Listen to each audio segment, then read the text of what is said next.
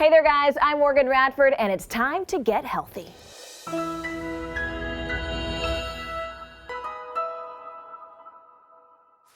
When you think of health, you probably think about things like your strength, your fitness, and maybe even what you eat. But it also means having a healthy mind.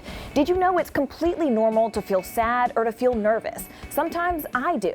But the thing is, if that feeling doesn't go away and it actually starts interfering with your schoolwork or your daily activities, just know you're not alone. Each year, 1 in 5 kids will need some type of help with these kinds of feelings. And you know what else? These kinds of feelings can get better with the right kind of help. My name is Dr. Alexandra Hamlet.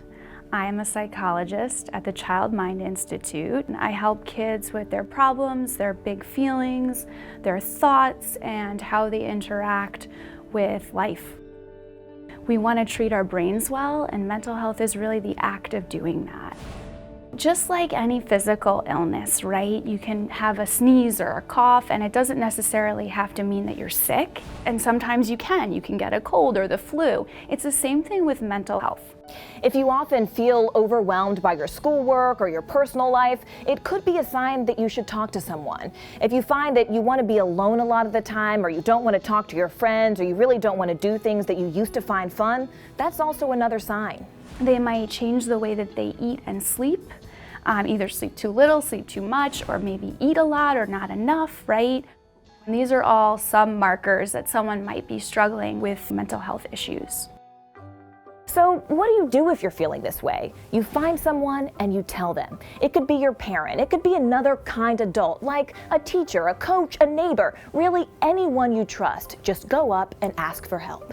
Just know that there's a lot of people are out there that kind of get it, and they're really open to helping, and once you really start that process and peel that Band-Aid off, you'll start to feel better about it. So what can you do to keep your mind healthy? Doctors say that one thing that can help keep your mind healthy is to not compare yourself to others. And that can sometimes be hard. For example, the pictures that some people post on social media, those people may not be as perfect or even as fun as their pictures make them seem. Sometimes we can feel left out when we're not part of those pictures or part of those activities. If they're seeing other people having a great time and they don't feel as involved, that could be when it gets a little tricky. All right, so here are some other things you can do to take care of your mental health.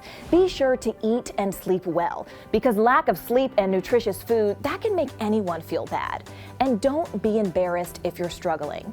And if you want to be a good friend, you can look out for your friend's mental health as well. If they suddenly seem very different, they're not acting like they usually do, or they're not as involved, or they're harder to be around, they may be someone who needs some help. I think you can talk to the friend and let them know that you're really concerned and that you really would like to reach out on their behalf to get them help.